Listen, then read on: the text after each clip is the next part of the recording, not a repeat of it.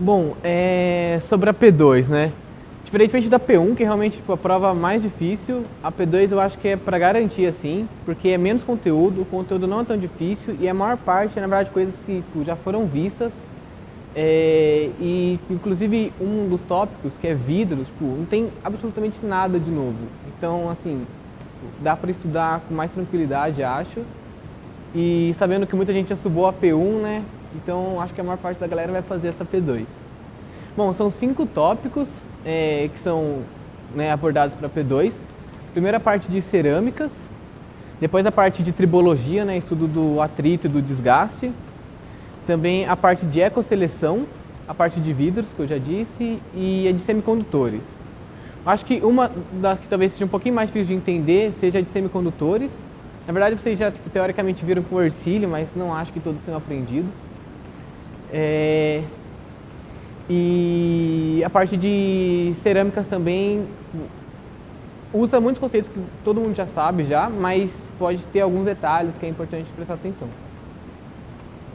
Bom, começando com a parte de cerâmicas, né? A gente vai estudar as propriedades das cerâmicas, na verdade conseguir entender como que é a estrutura delas e depois ver os processos de fabricação, né?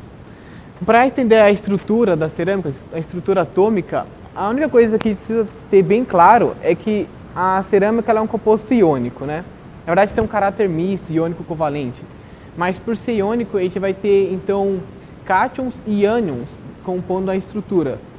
E é importante, né, dentro disso, a gente conseguir manter tipo, duas coisas fundamentais, que é a neutralidade elétrica e também uma relação entre os raios dos átomos para que dois ânions não se encostem, não se tangenciem, ou então dois cátions também não se tangenciem, porque isso traria instabilidade para a estrutura e provavelmente o material se romperia, né? Bom, sabendo disso, a gente vai definir quase todos os conceitos e todas as propriedades vão decorrer basicamente disso, e tem as regras também que determinam como que vai ser a estrutura das cerâmicas que estão pautadas basicamente nisso. Bom, existem duas configurações possíveis, né, para o arranjo da estrutura atômica das cerâmicas. A primeira é dos cristalinos, né, formando cristais, e daí é bem parecido com o que a gente já conhece já, no caso dos metais, né, que também formam cristais. E também podem formar compostos amorfos, né? Aí esses compostos amorfos, a gente vai ter algo parecido com uma célula unitária, igual a gente tinha nos metais, assim, igual vai ter nos cristalinos também, uma célula unitária do material, só que essas células não vão ter um arranjo, uma ordenação de longo alcance. Elas vão estar ligadas umas às outras, dividindo arestas ou dividindo vértices, né? Essas células, mas não vão estar justapostas, tipo, emparelhadas, assim como a gente vê nos cristais, né? Bom, e daí para mostrar mais ou menos isso, né? A gente tem, por exemplo, uma cerâmica que é a sílica, né? Óxido de silício. Então, a forma básica dela é esse tetraedro com átomos de átomos de oxigênio nos vértices e o átomo de silício no centro, né? Então, para cada célula unitária, a gente vai ter um átomo de silício e ligado, fazendo 4 ligações com 4 átomos de oxigênio.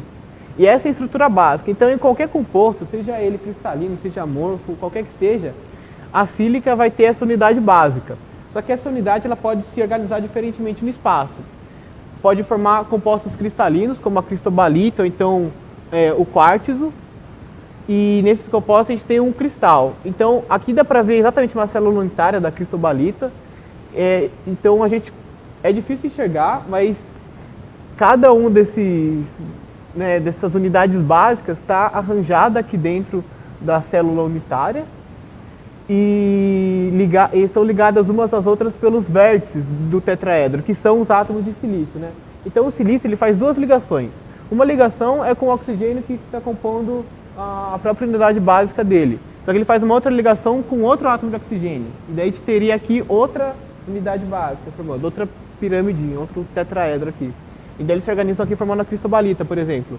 No caso do vidro de sílica, né, que é um exemplo muito importante, a gente tem essas unidades fundamentais, só que elas estão distribuídas meio que aleatoriamente no material, né? Elas vão estar ligadas umas às outras pelos vértices, só que elas têm posições não uniformes. Então, beleza. E aí, voltando para aquela parte das regras, né, de como estruturar o meu retículo ali, como estruturar meus cátions e ânions para formar o meu material. Existe uma série de regras, né, as regras de Pauling, o mesmo cara que fez o diagrama, o Linus Pauling, que determinam propriedades, relações entre os átomos, entre os cátions e os ânions que estão compondo um retículo, para que a estrutura seja estável. Aí são um conjunto de 5 regras, na verdade são 4 regras, uma outra, tipo, como se fosse uma regra 3, tipo, linha, assim, e é só um complemento de uma regra que já tem. Mas depois delas a gente vai conseguir ver mais exemplos e daí vai dar para entender melhor. Mas, né, sendo específico agora, a regra 1, ela estabelece uma relação entre os tamanhos dos íons. Então eu tinha dito, né, que os ânions, por exemplo, que geralmente são os átomos maiores da estrutura, né, aqui são esses brancos, por exemplo, eles não podem se encostar porque a gente teria uma estrutura instável caso isso acontecesse. E é por isso que, né, na minha estrutura eu preciso que o raio do cátion, que é geralmente o menor ânion, quer dizer, o cátion, que é geralmente o menor átomo, ele tem um tamanho mínimo para impedir que os ânions se encostem. Né? Então, nesse caso, é uma estrutura estável, porque o raio do cátion é suficiente para que dentro dessa estrutura os ânions não se encostem. Já que isso tem uma estrutura instável, porque os ânions estão se encostando, o raio atômico do cátion não foi suficiente para fazer com que eles se afastassem no ponto limitante, né, que é o ponto limítrofe, que é onde a gente teria os átomos se tangenciando. Bom, e então, dependendo da forma como a estrutura está organizada, o átomo menorzinho, né, o cátion, ele vai ocupar espaços dentro da estrutura já formada pelos ânions, e dependendo dessa estrutura dos ânions, o cátion vai ter que ter um tamanho mínimo para conseguir obedecer aquela regra 1. Então, por exemplo, se a gente tem uma coordenação cúbica, né, aqui no caso é um cúbico de corpo centrado, seria. Na verdade, se a gente considerar só os ânions, é um cubo, é uma estrutura cúbica, nem é de corpo centrado, nem de face centrada, é só um cubo. E dentro desse cubo a gente tem um átomo do cátion, né? Mas a estrutura formada pelos ânions é a cúbica. E dentro desse cubo, então, a gente pode ter um cátion, mas desde que esse cátion seja suficientemente grande para impedir que os ânions encostem um no outro. E daí, nesse caso, conforme maior é o número de coordenação da estrutura, maiores são os espaços deixados, né, entre os átomos de ânion, e, portanto, maior tem que ser o raio atômico do cátion para que ele obedeça a regra 1. Então, nesse caso, né, o maior número de coordenação que a gente vai ver é o 8, né, na coordenação cúbica. A gente vai precisar que o cátion ele tenha um raio da ordem de 73% do tamanho do raio do ânion, para que a estrutura seja estável. Já se os ânions se organizarem numa estrutura octaédrica, que no caso tem número de coordenação 6, então o raio do cátion tem que ser no mínimo 41,4% do raio do ânion. E assim, isso pode ser calculado geometricamente, né? Vocês já viram, já em PMT1 era trabalhado isso. Esses parâmetros da célula cristalina. E então, para cada tipo de célula, eu tenho um número de coordenação diferente e calculando geometricamente eu obtenho um raio mínimo aqui diferente para o meu cátion. Então aqui na coordenação tetraédrica, por exemplo, que tem número de coordenação 4, se eu fizer todo o cálculo, esse aqui é bem complexo na real, jamais seria cobrado, teria que dar esse raio de 22,5%, outro de 15,5%, e é basicamente isso. Então o número de coordenação está relacionado com o tipo de estrutura e ele é determinante para a gente conseguir entender qual que é o tamanho, qual que é a relação entre os raios do ânion e do cátion para que a estrutura seja estável. Bom, no pior dos casos, caso o cátion seja muito menor que o ânion, aí a única coordenação possível seria essa linear, né? Onde, tipo, basta que o raio do cátion seja maior que 0 para que a estrutura seja estável. A regra tem várias exceções, na verdade, mas tipo, nem são muito abordadas. Bom, a regra 2. é aquela, uma das principais que eu tinha falado, que é o que diferencia, né, basicamente as cerâmicas dos metais, que é essa questão da neutralidade elétrica, né? Então, dentro de cada célula, né, célula unitária, eu preciso que a contribuição elétrica do meu cátion seja em módulo igual à contribuição elétrica do meu ânion. Então aqui, por exemplo, a gente tem uma estrutura aqui, né, básica que forma o cloreto de sódio.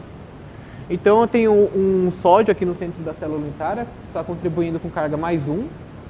E eu preciso que, então, esses 6 átomos de cloro que estão ligados a ele, né, uma vez que o número de coordenação aqui é 6, cada um contribua com 1/6 da carga negativa para anular a carga positiva desse cátion, exato. Então, no caso, cada cloro aqui tem que contribuir com, seria tipo, né, menos 1/6 de carga. E acontece então que se ele está contribuindo 1/6 para esse, para todos os outros cátions, né, para todos os outros átomos de sódio que ele estiver ligado, ele tem que contribuir com 1/6 também. Então, esse átomo de cloro também está ligado com outros 6 átomos de sódio. E para cada um desses 6 átomos de sódio, ele contribui com menos 1/6 de carga. Bom, essa aqui é uma outra regra. Esse caso aqui é especialmente válido para quando a gente está formando compostos amorfos, né, que tem uma estrutura meio aleatória, mas a forma como a estrutura vai se organizar com essas unidades fundamentais depende dessa regra 3, que está falando da estabilidade deles, né? Então, na tentativa de afastar o máximo possível cargas opostas, no caso aqui, por exemplo, afastar o máximo possível os cátions, é preferível que a estrutura, né, que as duas unidades fundamentais sejam mais distantes possíveis. E para isso, precisa que ela compartilhe uma aresta no máximo. Porque se ela compartilha, um vértice, aliás, porque se ela compartilha uma aresta, as duas cargas de sinais iguais, os dois cátions se aproximam mais e a estrutura fica mais instável.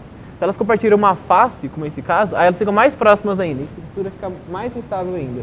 Então, por questão de estabilidade energética, é preferível que a estrutura se forme assim, né, compartilhando preferencialmente vértices, depois, caso não possível, né, arestas e, caso não, a face. E aqui é a mesma coisa, né? Vértice, aresta, face.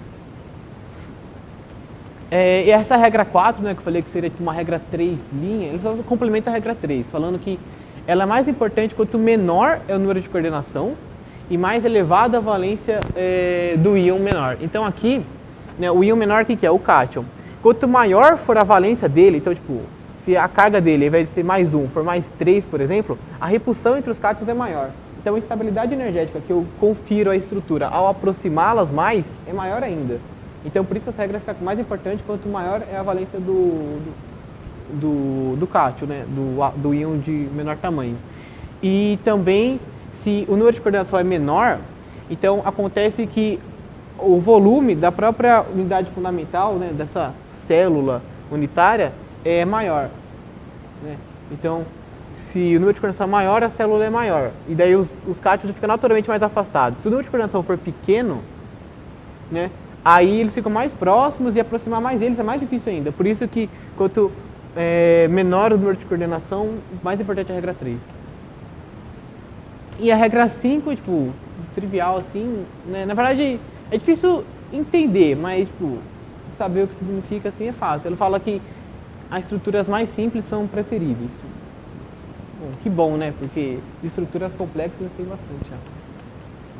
Bom, aqui é um exercício, mas eu acho que é mais interessante resolver ele ao final, depois que a gente terminar de passar por todas as partes na parte de cerâmicas.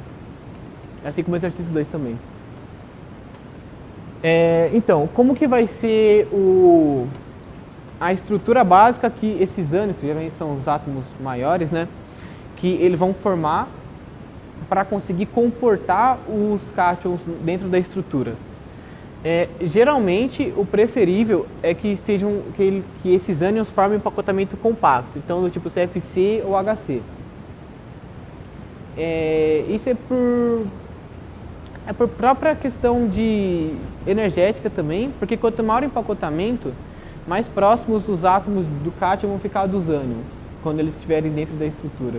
Por isso, é sempre preferível assim. Então, se você vê tipo, uma fórmula que, né, que determina a relação estequiométrica entre os átomos de ânion e cátion, né? Então, sei lá, SiO2. Nossa, mas que tipo de estrutura será que vai formar ali o SiO2? Tenta pensar na mais simples possível e depois quando você for arranjar elas vão formar provavelmente um empacotamento compacto, que é o que acontece. Bom, aí a gente precisa sempre, na hora de tentar descobrir qual que é o tipo de estrutura que vai ser formada, levar em consideração aquelas regras de Pauling, né? E daí possivelmente, né, a gente conseguiria calcular qual qual o tipo de célula unitária que pode ou não comportar aqueles átomos de cátion e ânion. Mas, na verdade, é que nessa P2, pelo menos quando eu fiz, né, como levagem, eu fiz a prova inteira sem fazer nenhuma conta, era bem teórica mesmo. Então, por isso que eu não estou abordando tanto essa questão de como calcular essa relação do tamanho dos átomos, porque eu acredito que provavelmente não vai ser cobrado. E o que vai ser cobrado é mais a parte do conceitual mesmo, né? Então, primeira coisa, falando sobre as posições que os átomos do cátion vão ocupar dentro da estrutura formada pelos ânions no empacotamento, né, compacto. Aqui no caso, né, a gente tem uma estrutura, né, que se você pegar esses átomos brancos, que são os ânions, né, no caso cloro, eles formam uma célula unitária cúbica de face centrada. E aí, né, a gente tem o que é chamado de posições octaédricas. São essas daqui onde o átomo de sódio está presente. E quando o sódio ocupa essas posições octaédricas dentro da célula unitária cúbica de face centrada do cloro, a gente vai ter uma proporção, né, de átomos contidos dentro da célula de 1 para 1. E por isso que dá tão certo, né? Porque na relação estequiométrica é NaCl. O Na tem carga mais 1, o Cl tem carga menos 1. Então, para garantir a neutralidade elétrica, eu preciso sempre dentro de uma célula unitária eu ter a mesma quantidade de átomos de sódio e de cloro. E então eu preciso garantir essa estequiometria, né? 1 para 1. E quando eu pego uma célula cúbica de face centrada e ocupo as posições octaédricas dessa célula, é isso que acontece. Então dentro aqui dessa célula a gente tem 4 átomos de cloro, né? Então, tipo, em cada face, metade do átomo está contido na célula, né? Então, meio, são 6 metades de átomos de cloro contidos, que estão na face, e 1/8 em cada vértice, né? Então, aqui são 8 vértices, então, mais uma célula, um átomo contido dentro da célula. Então, o total de átomos de cloro contidos dentro da célula é de 4. E o total de átomos de sódio contidos também é 4, quando esses átomos de sódio ocupam as posições octaédricas. Bom, só que a gente também pode ter as posições tetraédricas ocupadas. As posições tetraédricas, né, então, elas são diferentes, né? Então, aqui a gente está vendo posições octaédricas ocupadas, né, que seriam essas bolinhas pequenininhas. Aqui, né, esses átomos em escuro, eles estão ocupando as posições tetraédricas. E o que acontece? Aqui, quando eu faço isso, a proporção é de 1 para 2. Então, se eu tenho, né, novamente, a cúbico de corpo centrado formado pelo ânion, então tem 4 átomos de ânion contidos dentro da célula unitária. Só que se os átomos, né, no caso aqui, né, o cátion aqui é lítio, né, se esses átomos de lítio ocupam as posições tetraédricas, então dentro da célula eu vou ter 8 átomos de lítio. Então a proporção estequiométrica aqui é de 1 para 2. Só que aí o que acontece? Eu posso colocar, né, para obedecer essa estequiometria, eu posso, né, ter que os átomos de ânion formam a estrutura cúbica de face centrada e os cátions ocupem as posições tetraédricas, ou o contrário, os átomos de cátion formando a estrutura cúbica de face centrada e os átomos de ânion ocupando as posições tetraédricas. E daí eu inverto a estequiometria, né? E ele dá um nome para isso, né? Existe a fluorita, né, que é esse fluorito de cálcio aqui, CaF2, que ela obedece à estrutura que recebeu o nome de fluorita, que é quando os átomos de ânion fazem a cúbica de face centrada e os átomos de cátion ocupam as posições tetraédricas. Só que, né, quando a relação é ao contrário, então a carga do ânion é 2 vezes maior do que a carga do cátion, aí eu preciso ter o dobro de átomos de cátion dentro da célula unitária. Então esses átomos de cátion que vão ocupar as posições de tetraédricas, né? Então, no caso da fluorita, o cálcio, ele, né, o cálcio, que ele tem a carga o dobro do flúor, ele vai fazer ocupar as posições aqui da célula cúbica de fase centrada, então vai ter um total de 4. E o flúor vai ter 8 átomos dentro da célula, porque está nas posições tetraédricas. Isso. Bom, e daí a gente tem uma outra estrutura que é dessa esfarelita. O que acontece? Talvez por questão geométrica, né, por questão de estabilidade, eu tenho uma estequiometria 1 para 1, só que eu ocupo as posições tetraédricas. Então as tetraédricas, elas garantiram essa estequiometria, né, 1 para 2. Só que existe o caso de eu ocupar posições tetraédricas, só que com uma estequiometria 1 para 1.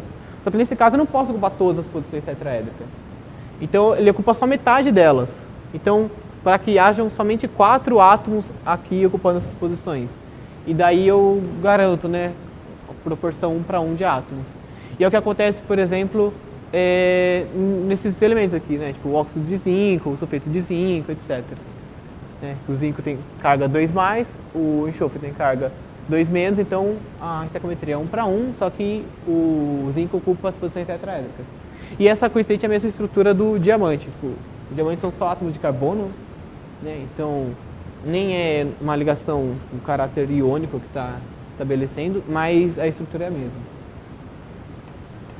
Bom, essas aqui são umas coisas que eu achei interessante que é possível de cobrar em prova, inclusive está bem abordado nos slides, que é um tipo de transformação que pode acontecer dentro da estrutura, né, com relação a polimorfismo. Então, se eu tenho essa proporção, né, entre átomos e eu monto a célula assim, eu poderia, ao invés de montar assim, montar ela com posições octaédricas ocupadas. Então, ou eu faço com tetraédricas com metade ocupada, ou octaédricas, e pode ser que, dependendo da temperatura, por exemplo, uma seja mais estável ou a outra seja mais estável. E se a gente tem isso, né, então é possível montar materiais que contenham, né, as duas estruturas presentes nele. E essas duas estruturas vão ter propriedades diferentes. No caso desse exemplo, né, é uma transformação interessante que acontece na zircônia. Existe uma estrutura que é mais estável à temperatura ambiente, que é a estrutura monoclínica. A estrutura monoclínica, ela ocupa um volume menor do que a estrutura tetragonal ou cúbica, né? Então, se eu faço a transformação de monoclínica para tetragonal ou cúbica, o material expande. E essa expansão é uma alternativa que eles usaram para criar cerâmicas resistentes à fratura, né? Tipo, que impedem a propagação das trincas, que é o mecanismo de fratura. E como é que funciona, então? Ele estabiliza a temperatura ambiente, essa estrutura tetragonal cúbica. E aí, quando uma trinca tenta se propagar dentro dessa estrutura tetragonal cúbica estabilizada, ele usa magnésio, né, para estabilizar ela. Aí ele gera tensões aqui nas pontas da trinca, e essa tensão causa uma transformação de fase, que deixa de ser tetragonal cúbica e passa a ser monoclínica. E daí acontece aquela expansão. E daí essa expansão dos átomos na ponta da trinca, né, a expansão do material na ponta da trinca impede que a trinca continue se propagando. Tipo, alternativa da hora. Bom, e tem outros polimorfismos. Esse tipo aqui, o polimorfismo de empacotamento, ele acontece quando um átomo ele mantém a mesma estrutura da célula, né, a célula unitária, só que ele se move sutilmente dentro da célula, só que daí eu já mudo, né, deixa de ser exatamente a mesma estrutura anterior. Aqui no caso, né, esse aqui é o titanato de bário. E daí, quando a gente tem uma temperatura superior a 120 graus Celsius, o átomo de titânio está bem no centro da célula, forma uma estrutura cúbica. Só que se a temperatura cai, aí o átomo de titânio se desloca dentro da célula, ele desce um pouco, é o que está mostrando aqui no desenho, né? E quando ele desce um pouco, ele passa a formar a estrutura tetragonal. Bom, aí depois uma outra parte abordada, né? Isso aqui já seria tipo a segunda aula de cerâmicas, é a parte de efeitos cristalinos. E daí é interessante ver porque os defeitos cristalinos que acontecem nas cerâmicas, eles continuam obedecendo aquelas regras básicas da cerâmica, porque senão o material se romperia, né? Então, eu vou passar um por um, mas vocês vão ver que principalmente a neutralidade elétrica é sempre mantida. Vamos lá. Então aqui, por exemplo, no caso de um defeito que seria a lacuna, né? Então, se num caso eu tenho aqui a falta de um átomo, né? Eu tenho uma lacuna, um átomo intersticial, então eu acrescento carga aqui, onde não deveria ter. E aqui na lacuna eu perdi carga onde deveria ter. As duas sempre vão ocorrer em conjunto, para que uma compense a outra. Né, é o que está mostrando aqui. Então aqueles efeitos lá, a gente já tinha visto, Schottky e de Frenkel, né? Então, no caso do Schottky, né? Se eu tiver uma lacuna aniônica, eu vou ter que ter uma lacuna catiônica também, para que a neutralidade elétrica se mantenha. Então eu perdi carga negativa aqui, mas perdi carga positiva também, então se manteve. E aqui no caso do Frenkel, né? Então eu tenho uma lacuna catiônica, só que ao mesmo tempo tem um átomo de cátion intersticial. Então, na verdade, é como se um átomo se movesse na estrutura, né? Mas a neutralidade elétrica é preservada. Eu não poderia ter tipo, somente uma lacuna catiônica, porque senão eu violaria o princípio da neutralidade elétrica. E aqui é uma forma de contornar isso que eu acabei de falar. Aqui eu tenho só uma lacuna catiônica, mas como que mantém a neutralidade elétrica? Acontece uma transformação no que seria o número de oxidação do átomo de cátion, né? Então aqui eu tenho uma vacância, né, tipo, uma lacuna do átomo de ferro 2+.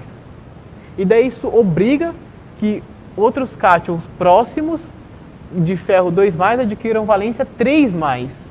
E daí esse 1 a mais, a valência de cada um, compensa a carga 2+, que foi perdida na valência do outro. Bom, e é basicamente isso. Aqui no caso, tipo, tem uma impureza catiônica, né? Então aqui eu também vou acabar tendo que obrigar uma mudança de valência de alguns átomos, ou obrigar que haja uma outra impureza aniônica para compensar aquela carga catiônica adicionada.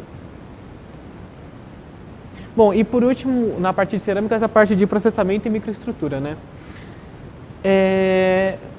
Na verdade, isso já foi trabalhado, já teve aula de processamento, já de fabricação de materiais. E acho que vocês já, talvez se lembrem disso, mas só para repassar por cima, né, os métodos de fabricação de cerâmicas, eles vão ser geralmente começando a partir de uma matéria-prima em pó e depois por um ou outro processo diferente, né, esquentar o material a temperatura inferior àquela temperatura de fusão dele, porque a temperatura de fusão de compostos iônicos é altíssima, inviável, para conseguir unir essas partículas uma a outra e criar um produto final. Né? Então isso acontece, o material cerâmico ele não é plástico, então eu não consigo conformar uma cerâmica, e por isso o que é feito juntar o pó da partícula e depois arranjar uma maneira de unir esse pó e formar a peça final. E daí fazem isso de dois jeitos. Né? E, por exemplo, vamos supor que eu dissolva em água as minhas partículas. E a gente vai fazer aquele material vai estar verde, antes da queima. Né? Então o prensado verde eu obtenho assim, né? Tipo, a partir daqueles granulados, né? De alguma forma, eu consigo prensar ele. Na verdade, nessa questão da prensa, se for suficientemente alto se forem aplicados, eu posso pegar o material granulado sem dissolver em água. Então, meio que estaria compactando o pó e tentando formar a peça final, né, através da prensagem. E daí obteria um material que ainda não tem as propriedades finais, que vai ter que ser submetido a queima ainda. Que é uma coisa que vocês já viram também. Mas o que é importantíssimo, eu acho que com certeza vai ser uma questão na prova sobre isso. Né? Então, aqui no caso, se eu dissolvi meu pó em água para formar um produto final, Uma das formas de conseguir dar essa massa de água e pó, né, que eu formei, a forma da minha peça é essa colagem de babotina, né? Então eu jogo aquele meu pó dissolvido em água, né, suspenso em água, dentro de um vasilhame, geralmente é de gesso, né, dentro do meu molde. E esse molde, por ser de gesso, ele tem uma capilaridade, ele consegue absorver a água. E nessas paredes onde ele absorve a água, o material acaba endurecendo, o pó acaba se unindo um ao outro, e eu consigo uma pré-forma do meu produto. Seria, né, depois de remover o molde, essa pré-forma. Só que ainda ela é como se fosse uma massa ainda. Então, enfim, não tem resistência nenhuma, por isso vai se divertir da queima depois. Bom, e nesse processo de perda de água, isso também acho que é importante falar. Eu começo com uma quantidade grande de água, né, naquela minha massa de água e pó. E essa água, ela ocupa os espaços entre as partículas da minha cerâmica. Só que ela pode ocupar espaços no começo grandes, né, que acabam afastando as partículas entre si. Então, quando eu começo a secar e essa água começa a ir embora, as partículas começam a se aproximar uma da outra. E ao se aproximar uma da outra, o volume aparente, né,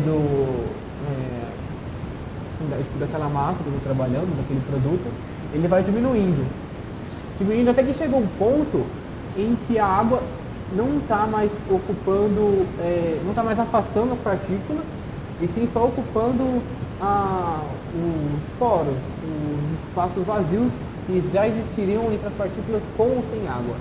E é por isso que a partir desse ponto a água continua sendo eliminada, mas o volume não se reduz mais. E essa seria a minha densidade a seco, assim, que eu conseguiria obter sem a água. Né? Bom, é o que o slide está falando aqui, e daí eu acho que tinha uma questão na prova que eu estive falando sobre isso, eu consegui comparar a densidade, né, do meu corpo de cerâmica sendo produzido de acordo com a etapa do processo em que ele está. Então, quando eu começo, né, eu tenho o pó, só o pó. A densidade do meu material mesmo, então no caso é óxido de silício, a densidade da areia, se eu for medir na célula unitária lá, do SiO2, ela vai ser uma densidade máxima. Seria a massa de átomos que estão dentro da célula unitária dividida pelo volume dessa célula unitária. Seria a densidade seria o 100%.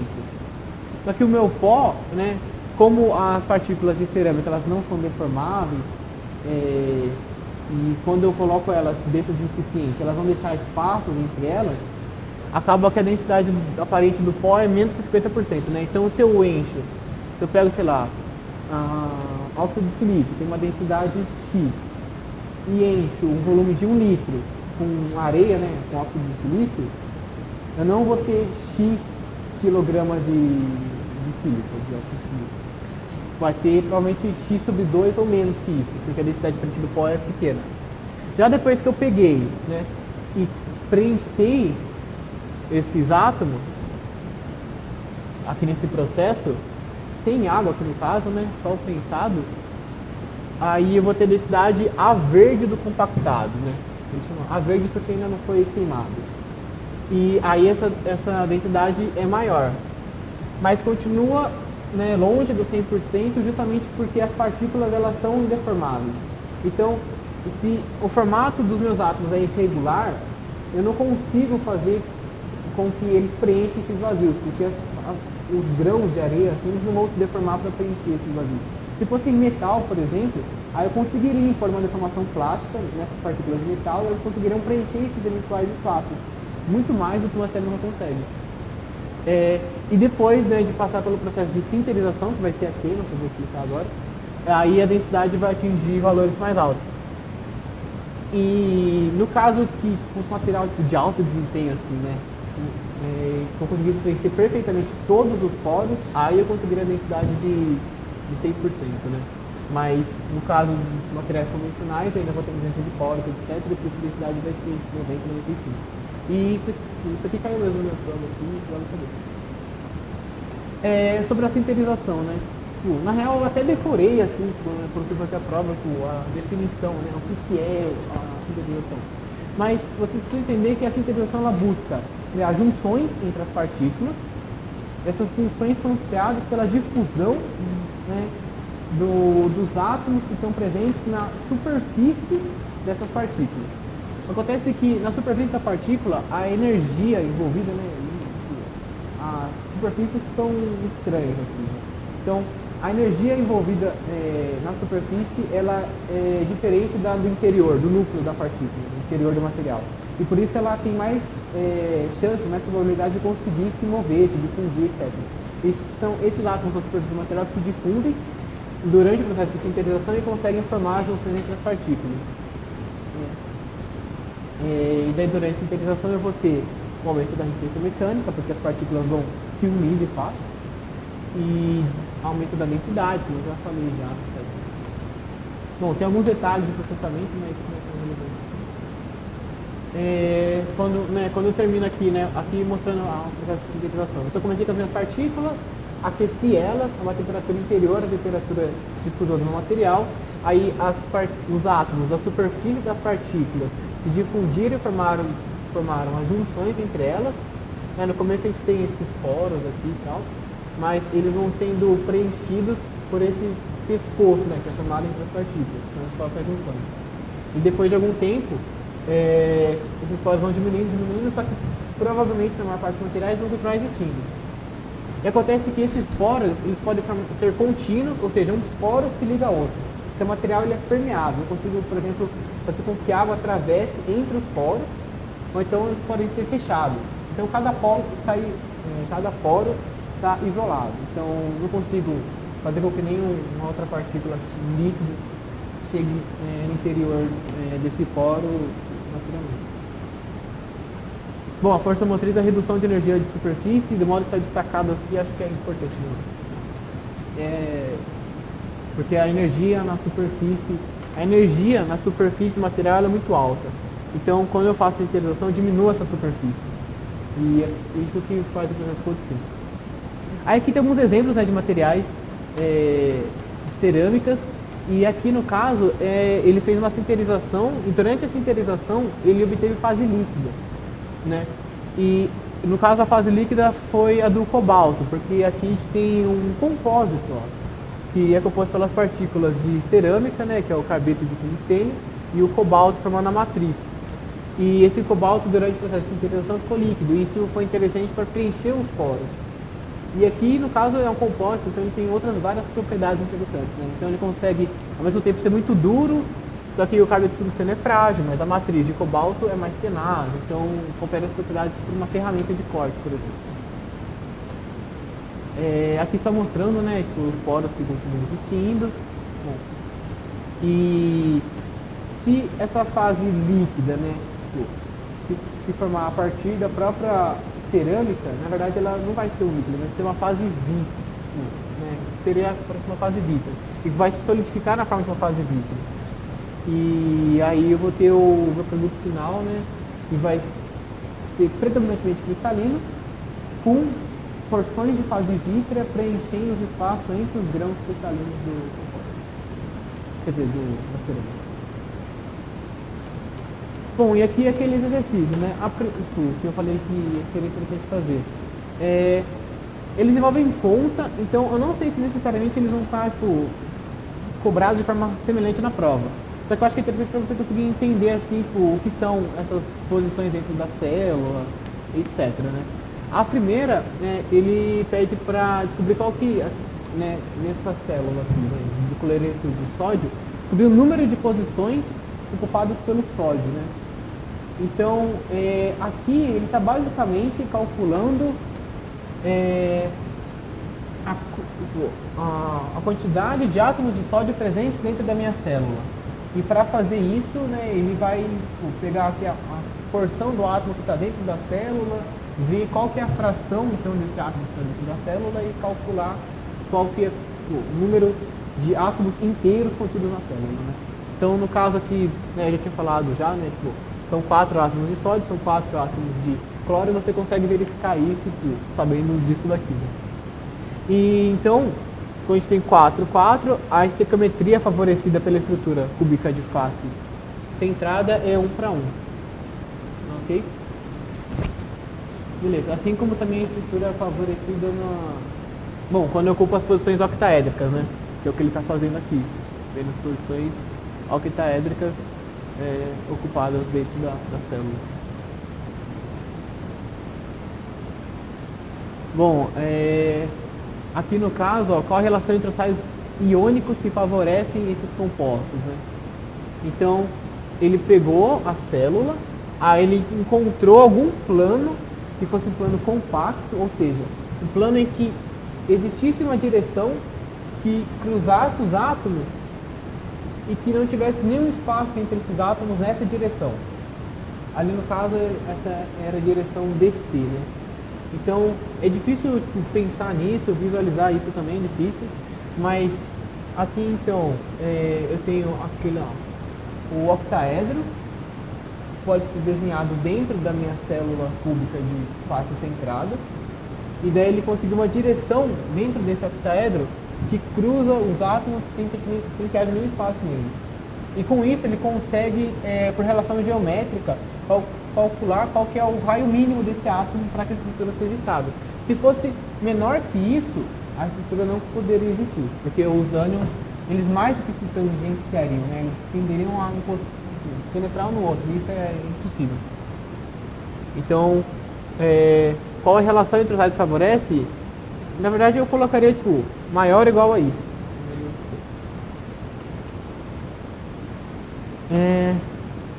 Bom, na verdade isso aqui é mais do mesmo, acho que nem vale a pena comentar tanto, mas ele parte das mesmas relações geométricas dentro da célula unitária e dele consegue calcular o que foi pedido, né? A densidade do composto. Então, para saber a densidade, eu preciso saber o volume da célula unitária e preciso saber a massa de átomos que está dentro dessa célula. E é isso que ele calcula aqui.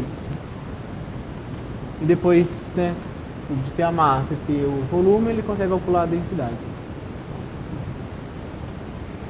Agora sobre a parte de tribologia, né, que é a parte de atrito e desgaste. Não é muito longo, mas tem um conceito que é bem importante aprender aqui. Então, primeiro a gente está trabalhando com o atrito, né? O atrito é algo que existe, independentemente da nossa vontade. É o que desgasta a sola do tênis, só que é o que permite que eu fique em pé, por exemplo. Né? Então, pode ser ruim em alguns momentos, diminuindo a eficiência dos processos, mas ao mesmo tempo é fundamental para que a interação entre as superfícies e eu consiga manter, por exemplo, o corpo parado numa superfície plana. Bom, para descrever o atrito, tem alguns modelos criados. O primeiro que é tratado é esse modelo de Coulomb, né? Então, na verdade, ele é usado assim para descrever quase tudo que a gente vai ver. Que descreve a superfície dos materiais, né, dessa forma uniforme, como mostrando assim uma rugosidade uniforme na superfície e daí a interação entre essas rugosidades, né, entre essa não planeza da superfície. E o que acontece é que o atrito que existe entre esses corpos, ele depende da área de contato entre eles, mas não a área de contato aparente, que seria, né, por exemplo, o tamanho da base de um corpo, sei lá, cúbico. Não importa não o tamanho da base, e sim a área de contato real que esse corpo vai ter com a superfície, que vai depender de como que essa superfície, né, é configurada, de como que acontece. Aqui no caso, eu demorei um pouquinho para entender isso quando eu estudei pela primeira vez, né? Que ele fala assim, a dissipação de energia é essencial, tal, e depois o trabalho realizado para elevar o centro de gravidade do corpo é todo recuperado em seguida. Bom, mas então o seu trabalho, você realiza para fazer o corpo subir, mas ele realiza de volta para fazer o corpo descer, então não estaria gastando trabalho, não estaria perdendo energia com isso.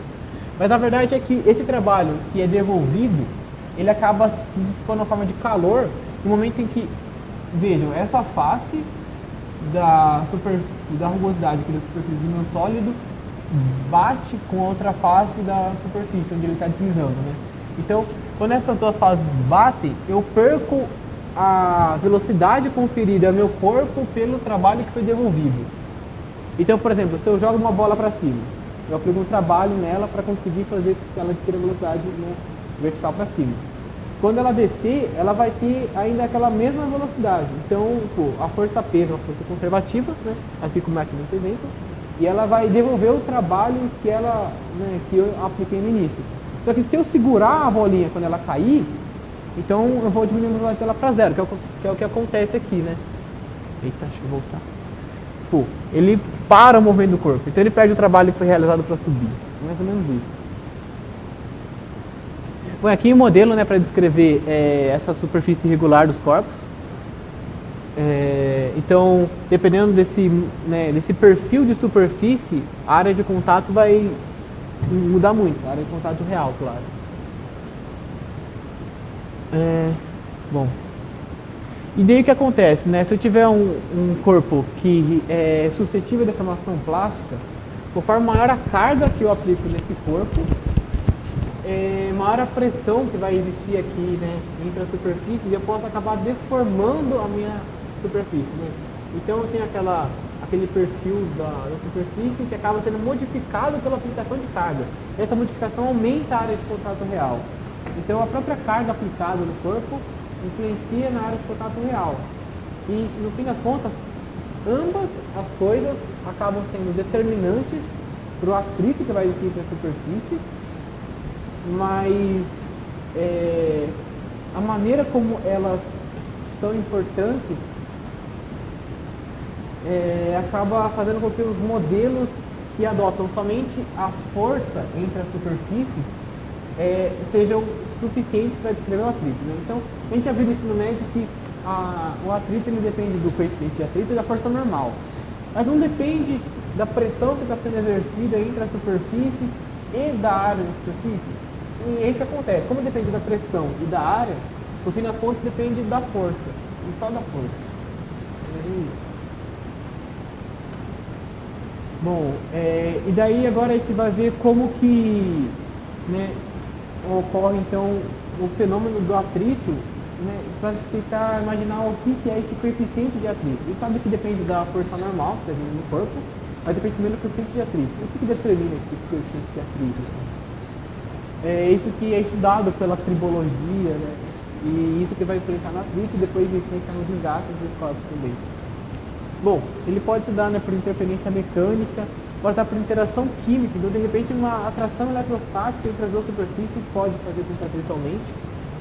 Ou então triboquímica, e a triboquímica é a mais específica, vai estar no final depois do estudo. Vamos lá. Primeiro definindo o que é um tribosistema. Isso aqui é uma outra tipo de definição que eu decorei assim, antes da prova, para saber explicar. Bom, eu vou ler inclusive agora. Pode ser definido como um corpo em contato com o contracorpo, contracorpo, submetido a uma carga aplicada e em movimento relativo. Então eu preciso de dois corpos, preciso de uma carga aplicada entre os dois corpos, e pode ser o próprio peso de um dos corpos sobre o outro. Eu preciso do movimento entre eles. Então, se não existe um dos corpos, se não existe uma carga aplicada, se não existe um movimento relativo, qualquer outra dessas coisas, não existe o tribosistema, não vai existir o atrito. Se não existe a força de atrito é uma força reativa, se não existe força ativa agindo, não há porque a força de atrito está atuando. Então, acontece que entre esses dois corpos existe um microambiente, que é essa interface, né? E em volta desse sistema aqui, né, desses dois corpos, está o ambiente. Bom, e daí os quatro fenômenos básicos para que ocorra então o desgaste dos corpos, né, dos materiais, são esses aqui: a adesão, abrasão, reação triboquímica e fadiga superficial ou fadiga de contato, como também é chamado. E daí, isso aqui eu acho que é importante entender o que é cada um para você poder diferenciar. Desgaste adesivo. Então acontece que quando as duas superfícies estão escorregando uma em relação à outra, né, nesse ponto de escorregamento, justamente por conta da irregularidade da superfície, vai surgir pressão alta, pressões muito altas entre as superfícies. Isso gera deformação plástica na superfície, como a gente já viu já, né?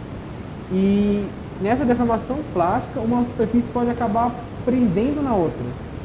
E quando uma ferida ali de uma superfície prende na ferida da outra superfície, e quando isso acontece, vai meio que uma junção entre as duas superfícies. Só que se existe um movimento relativo dos corpos, então essa junção vai ter que ser quebrada em algum momento. E ela pode ser quebrada de formas diferentes, e essas formas são essas daqui.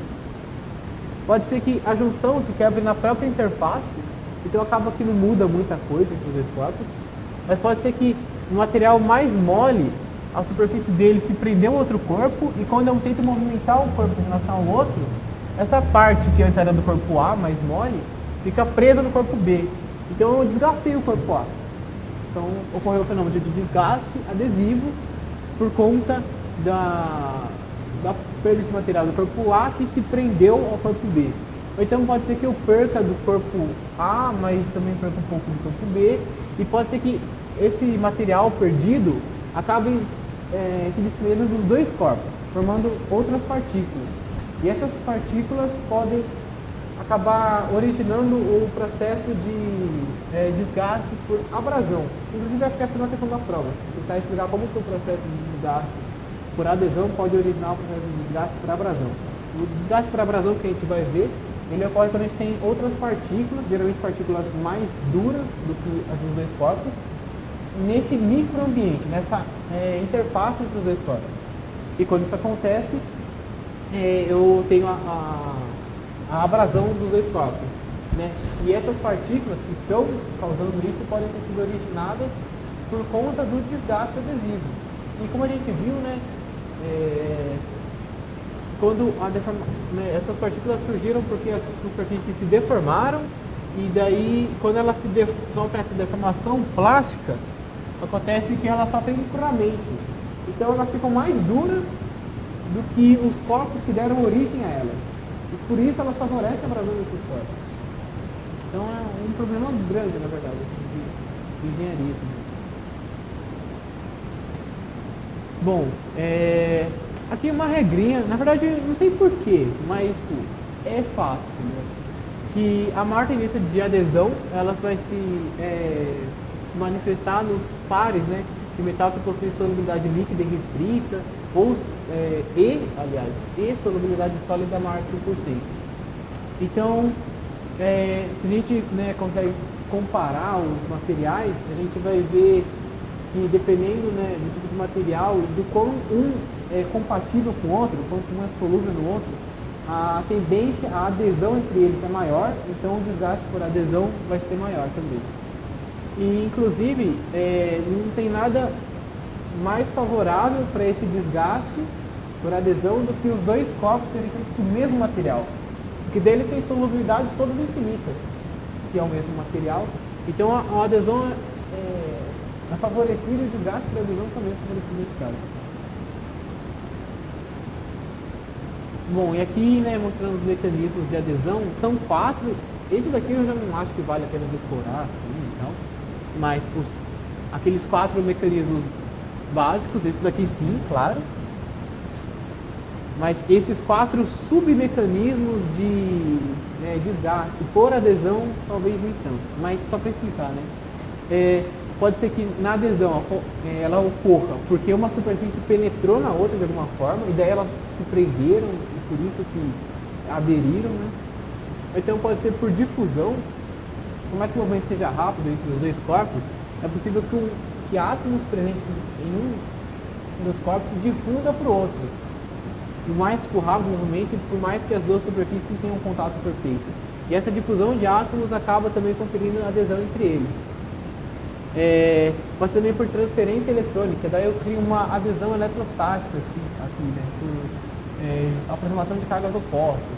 Ou então a distorção química, que é quando eu tenho algum dipolo presente em alguma superfície que induz um dipolo na outra superfície, e por conta disso acaba surgindo a atração eletrostática dos parecidos quantificados. Né? Bom, agora falando da abrasão, né? Então, na abrasão ocorre quando há o deslocamento desse material provocado por partículas de alta dureza existentes entre as duas superfícies. Bom, essa partícula pode estar em uma das superfícies, então embebidas. Embebida seria ela cravada, ela fincada numa superfície, a partícula. E aqui acho que ele está falando, né? Tipo, a origem dessas partículas. Podem ser tipo, encroadas e movidas à superfície em contato. Tipo, próprias partículas da superfície geram um gasto da superfície, como eu já falei. Né? E aqui ele mostra que quando a dureza das partículas é maior, né, do que a dureza do material, né, então as partículas abrasivas passam a ter a dureza igual maior do que a do material, aí a abrasão passa a ocorrer de verdade, né, sobe aqui abruptamente. Bom, e aqui tem os 4 micromecanismos de desgaste por abrasão. E daí também não acho algo para decorar, mas pode ser que a partícula crie um sulco dentro na superfície do material, pode ser que ela faça um microcorte na superfície, pode ser também que haja desgaste por fadiga. Então as partículas elas ficam deformando periodicamente a superfície do material e deformando dessa forma várias vezes. Chega algum momento em que a superfície já ficou encruada, já não tem mais capacidade de se deformar plasticamente e acaba se rompendo. Né? Então, assim o material da superfície é perdido e ocorre o desgaste. Também microtrincamento, isso aqui principalmente para materiais cerâmicos também. São 4 micromecanismos. A fadiga de contato, né? Então, qual é o mecanismo de fadiga? Né? Então, aplicação de esforços periódicos inferiores ao limite de equipamento do material. Né? Então, acontece que aplicando esses esforços, né, seguidos a uma superfície, eu posso originar, né, trincas superficiais ou subsuperficiais devido à aplicação dessas cargas alternadas, repetidas. E daí quando essas trincas acabam ocupando boa parte da subsuperfície, eu posso fazer com que essa superfície que fica separada do resto do material por conta da trinca acaba se desprendendo. Né? Então ela lasca.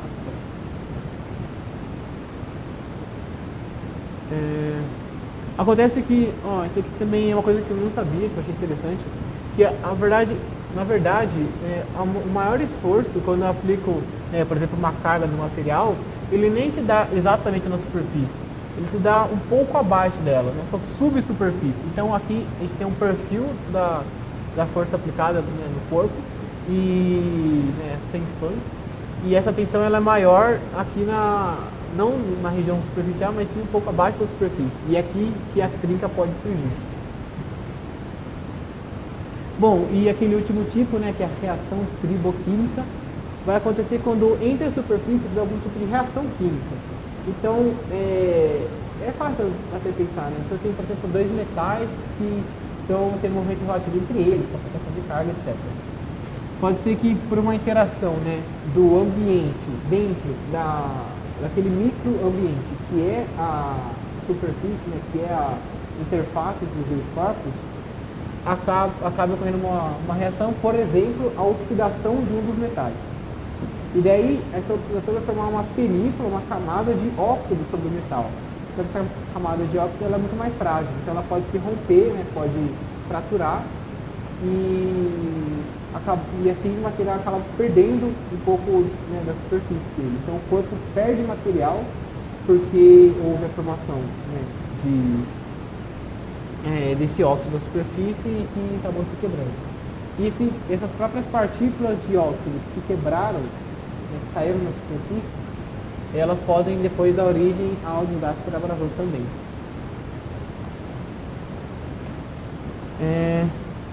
Bom, e aqui, né, só mostrando, então, tipo, a gente tem a formação de fragmentos metálicos que se oxidam, e daí a reação do metal com o ambiente leva à formação de camadas protetoras que reduzem o contato metálico, e depois ocorre o trincamento e fragmentação dessa camada de óxido protetora. Né? E os fragmentos metálicos e não metálicos atuam com partículas abrasivas, como eu disse. Isso pode ocorrer muito com o alumínio, por exemplo. O alumínio ele forma uma camada de óxido de alumínio, né, na superfície dele, e essa camada pode se romper muito facilmente, porque é frágil. E aqui, isso aqui é bem importante, na verdade. Quando a gente fala assim da resistência ao desgaste, A gente pode falar a respeito ao desgaste de um corpo específico, de material específico. Então, o aço ele é muito resistente ao desgaste. Não, depende do sistema tribológico no qual ele está. Então, se eu tiver um sistema tribológico, eu tenho um corpo de tal material, outro corpo de tal material, entre eles, né, no microambiente existem tais partículas, a força aplicada entre eles é tal. E se eu conseguir determinar todas as características do sistema tribológico, né? Aí, com todas as características, aí eu posso afirmar se há ou não tendência ao desgaste. Bom, e é isso que está sendo dito aqui. Então, a resistência ao desgaste não é uma característica intrínseca do material. E para conseguir medir essa resistência ao desgaste de sistemas tribológicos, a gente faz alguns ensaios, né? Se há algo simples para decorar assim, mas só para saber, então, posso colocar um disco e fazer esse disco rodar sobre um pino, e ver o quanto que esse disco se desgasta. E para ver quanto que ele vai se desgastar, eu faço a diferença entre a massa inicial e a massa final, que é o quanto de massa ou quanto perdeu durante o ensaio. Bom, isso pode fazer para vários sistemas, para várias configurações geométricas diferentes. E dependendo dos materiais que vão estar nesse sistema tribológico, eu vou ter um desgaste diferente. Então, dentro de sistema tribológico tal, eu posso usar martensito ou austenita e o desgaste deles vai ser, né, dessas regiões aqui. Então, para cada sistema, eu tenho um desgaste diferente dos materiais. E pode ser que o mesmo material, sei lá, o aço martensito, se ele estiver num sistema tribológico diferente, ele acabe sofrendo desgaste totalmente diferente. Bom, e agora a parte, né, de como evitar então esse desgaste é com lubrificação. Então, a lubrificação ela vai tentar evitar o contato entre as duas superfícies dos dois corpos que estão interagindo. Então, o lubrificante ele é adicionado naquele microambiente, na interface entre os dois corpos, e ele pode ser adicionado em quantidades diferentes, né? Se for uma quantidade muito pequena, então ele acaba só preenchendo, né, ali, parcialmente essa rugosidade da superfície do material e não consegue evitar que haja contato entre as superfícies. Então o lubrificante não fez quase nada. Então eu continuo tendo atrito entre eles. Se eu conseguir aumentar a quantidade de lubrificante para formar um filme, né, de óleo, um filme de lubrificante entre as duas superfícies, aí eu vou chegar num estado em que não vai mais ter contato entre as duas, e a partir desse momento, né, eu vou formar uma camada, né, suficientemente grossa, e nela vai estar agindo só aquele atrito hidrodinâmico, não mais o atrito, né, sólido, assim, entre as superfícies sólidas.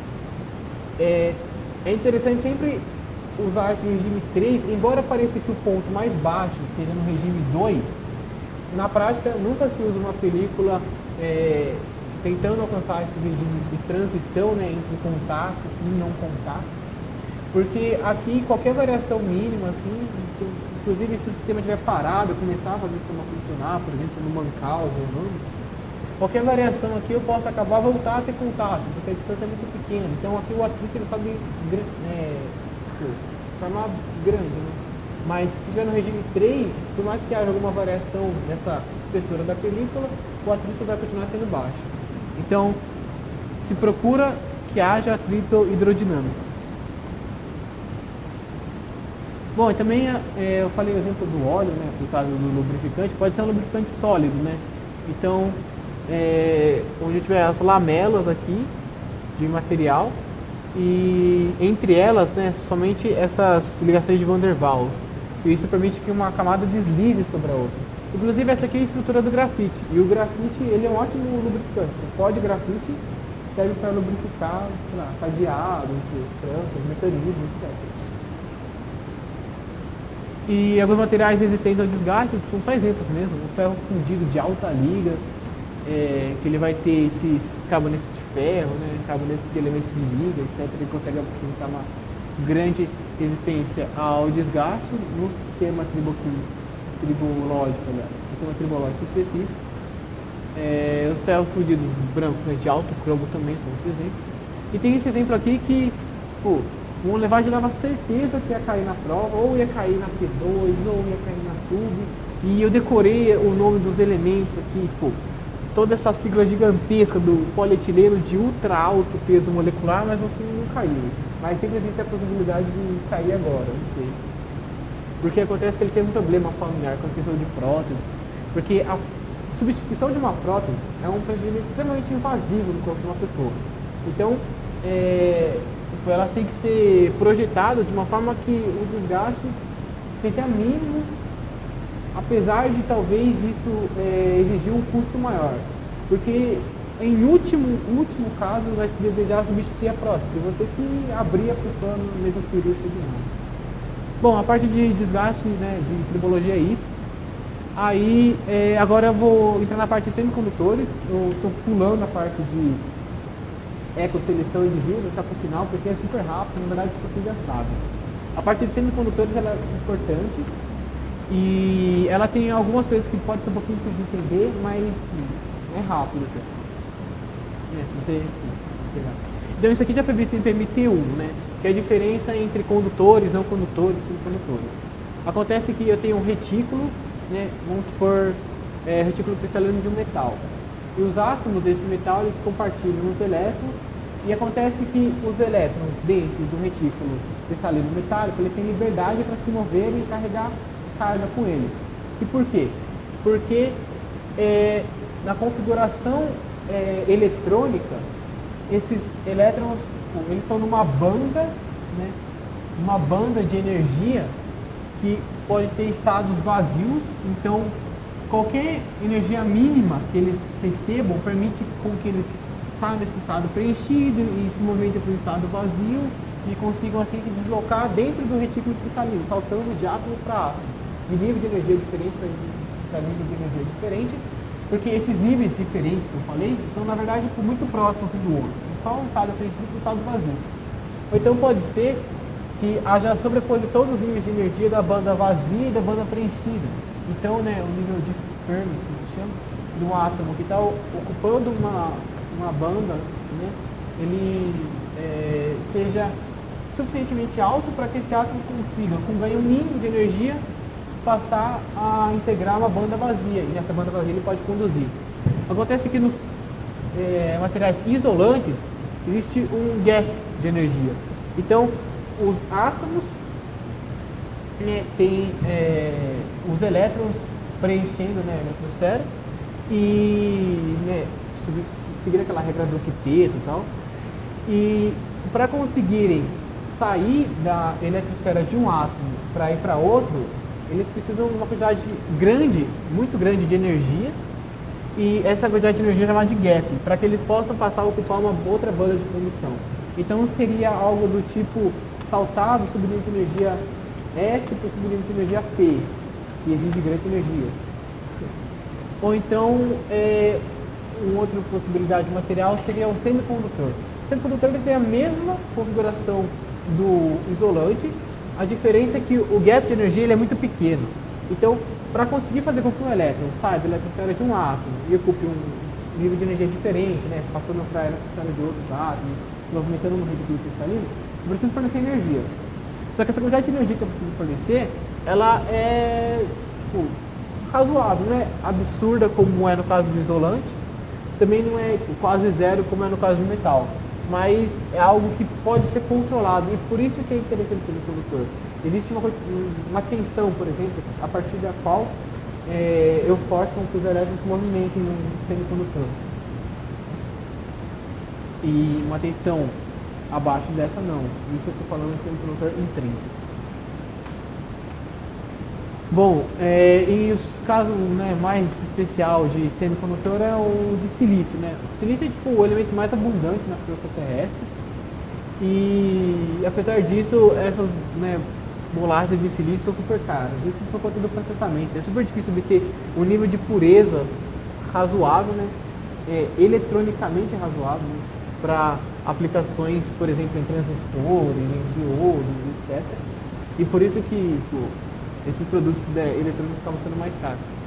Mas o processo de obtenção, né, eles falam um tarugo de silício e a partir disso tiram bolachas de silício, né, assim chamado.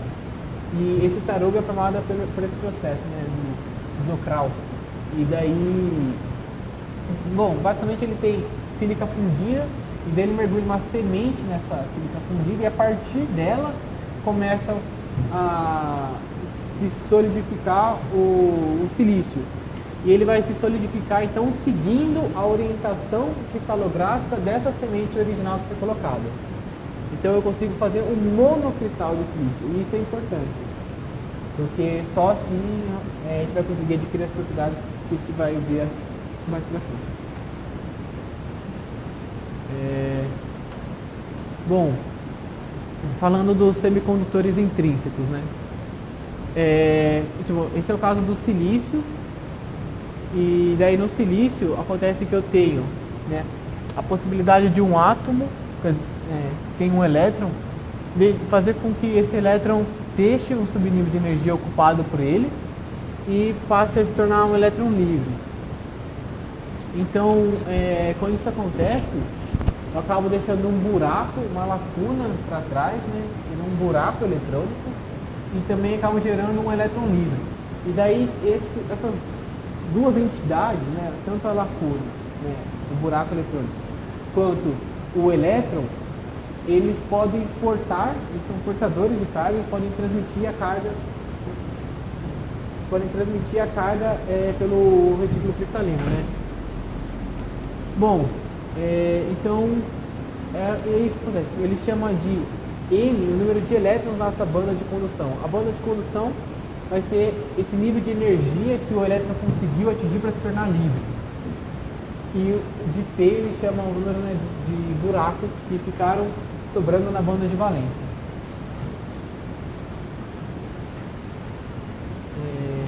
E daí acontece que esses átomos, esses elétrons, eles podem ser elétrons livres se movendo, mas em algum momento eles encontram um buraco e voltam para esse buraco, deixam de conduzir. Então essa recombinação e ionização acontece dinamicamente.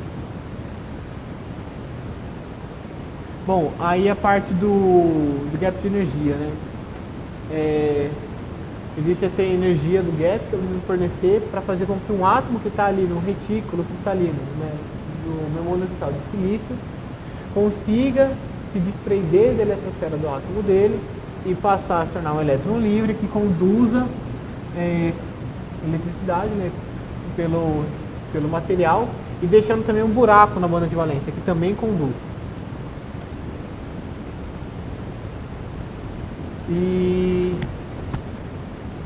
E aí existe uma forma de determinar, né, a densidade de portadores intrínsecos, tirada por aquela fórmula. Bom, então, como eu estava dizendo, né, retomando aí depois dos problemas técnicos, a temperatura, conforme ela aumenta, ela consegue provocar uma densidade de portadores de carga maior, né, porque ela consegue fornecer essa energia que o elétron precisa para sair da banda de valência dele e passar a tornar um elétron livre que conduz a corrente, que conduz a energia pelo retículo cristalino do metal. Então é o que está sendo dito aqui, né? E aí, esse aqui eu acho um bem interessante para se notar, assim, né? Ele coloca dentro do silício, né, não dopado, então seria como condutor, como semicondutor intrínseco. Tem 1,5 vezes 10 a décima portadores por centímetro cúbico. Nossa, é portador pra caramba, né? Mas na verdade, a densidade de átomos no silício é de 8 vezes 10 a 22 por centímetro cúbico. Então, existem aproximadamente 2 portadores a cada 10 a 13 átomos no retículo. Então, na verdade, a quantidade de portadores de carga que você precisa para conduzir a corrente, um percentual do total de átomos do material é bem pequeno. Bom, e daí quando,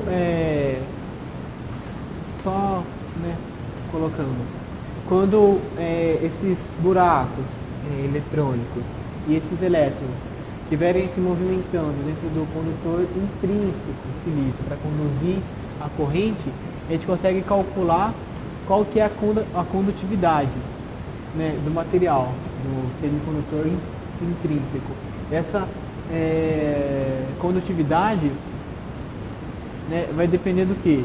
Do número de portadores de carga, da carga de cada portador, que geralmente é um elétron, tem a carga do elétron, ou é um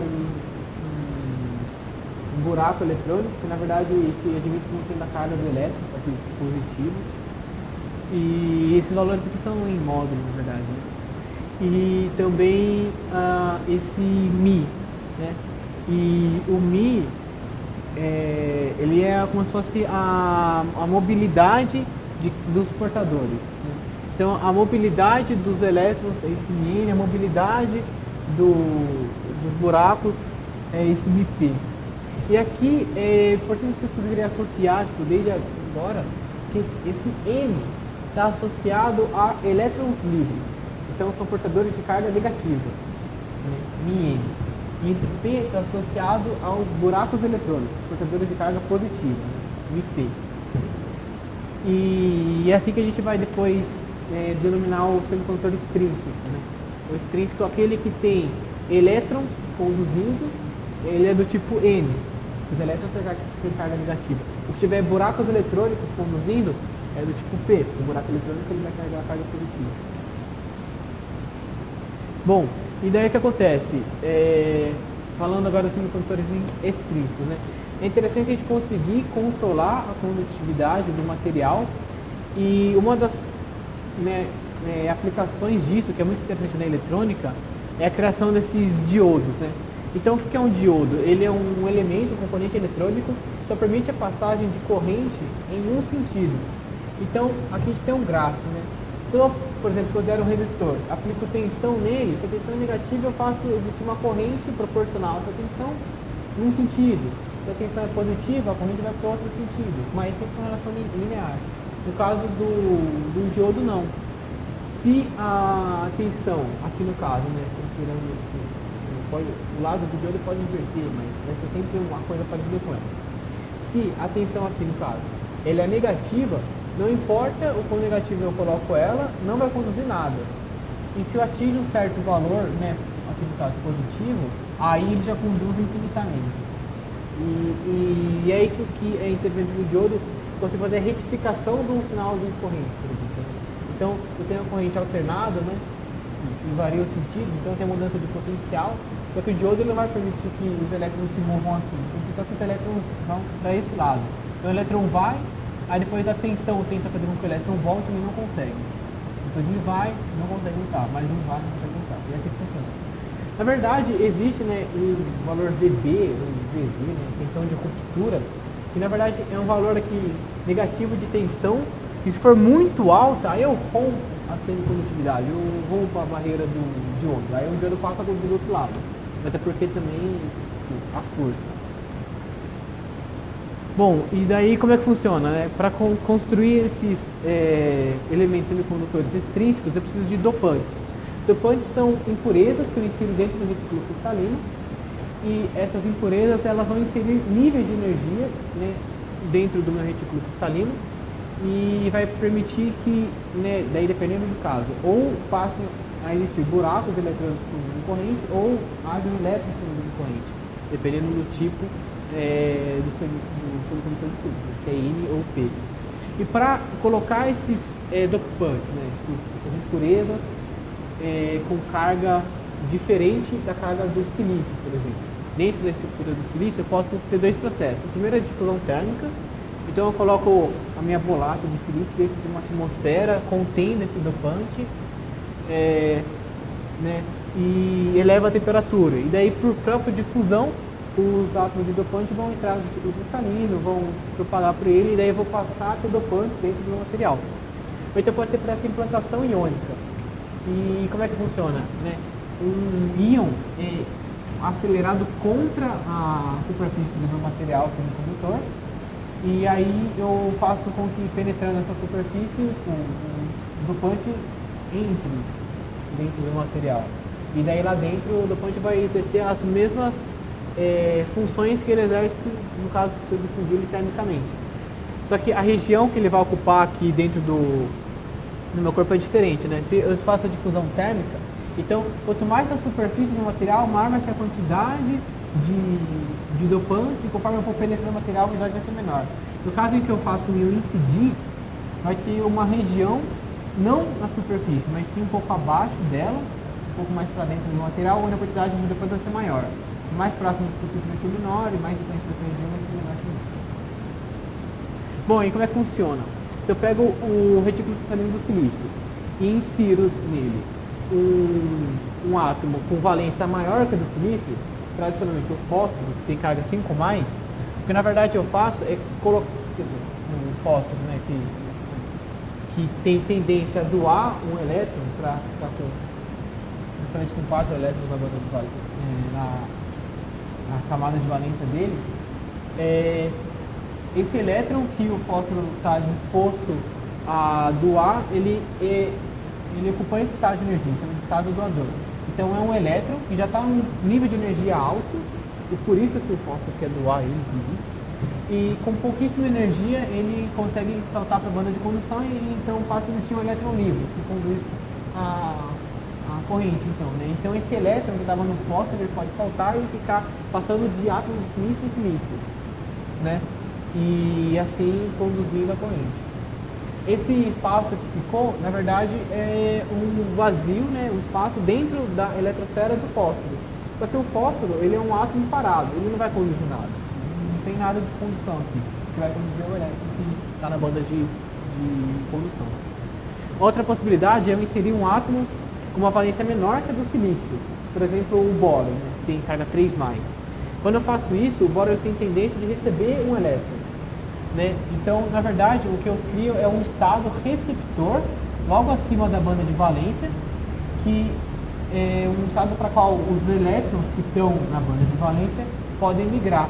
Então, na verdade, o que acontece é que esses átomos que estão no silício, próximos ao átomo de boro, eles podem preencher a camada de valência do boro, o boro vai ficar com carga negativa, e daí, quando ele faz isso, ele deixa para trás um buraco eletrônico no silício do qual ele pertencia.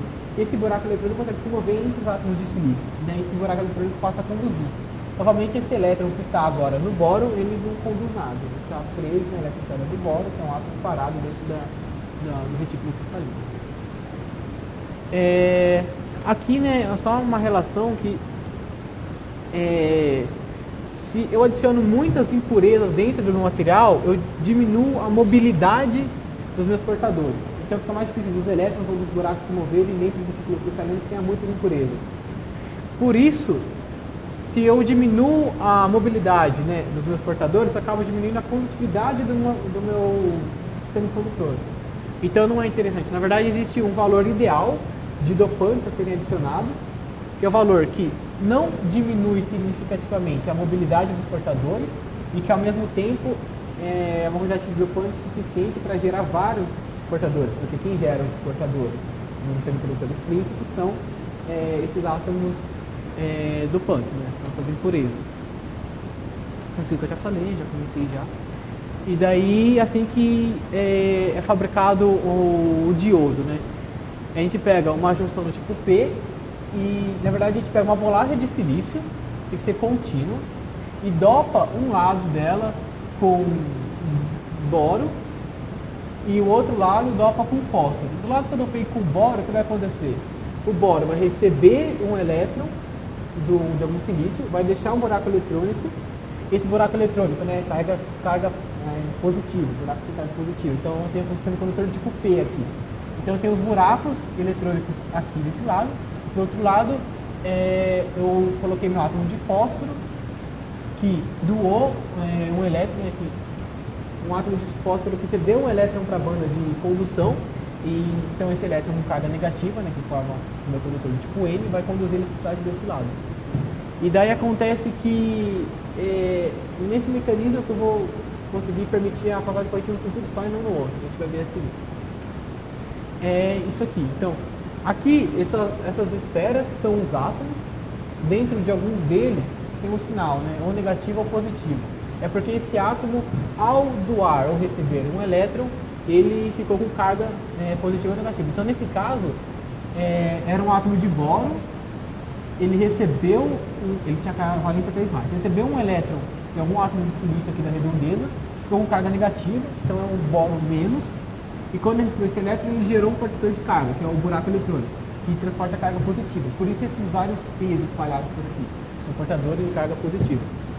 E do outro lado, o fósforo, ele doou um elétron para a banda de valência. Ao fazer isso, o fósforo ficou com carga positiva, e eu gerei esses vários elétrons condutores de carga aqui do lado do junção, né, tipo N. E daí o que acontece? Por própria difusão, por diferença de concentração, é natural que esses portadores de carga negativa, né, tendem a vir para a esquerda, os portadores de carga positiva tendem a vir para a direita, e em algum momento, né, nessa interface entre as duas junções, eles podem se encontrar. E na verdade só o movimento deles, né, perceba que eu tenho uma carga positiva se movendo nesse sentido, e uma carga negativa se movendo nesse sentido. Em ambos os casos, o que existe é uma corrente, né, da esquerda para a direita, que a gente chama de corrente de difusão, que acaba soltando. E essa corrente de difusão, na verdade, ela não está, no caso, parado, né, se eu não aplicar nenhum potencial no condutor, não está conduzindo nada, ela só está estabilizando as concentrações de portadores em ambos os lados da junção TN. Bom, acontece que existe aqui uma região de depressão, que é onde os elétrons vão se combinar com os buracos que eu gerei, e ao se combinar eles vão se anular, né? O elétron vai preencher o buraco eletrônico que ele com carga vai se encontrar. Então aqui eu não tenho nenhum portador de carga. E acontece que esses outros átomos aqui, esses outros portadores, eles vão parar de vir para essa região de depressão. Por quê? Porque esse daqui é um buraco eletrônico, né? Ele tem carga positiva.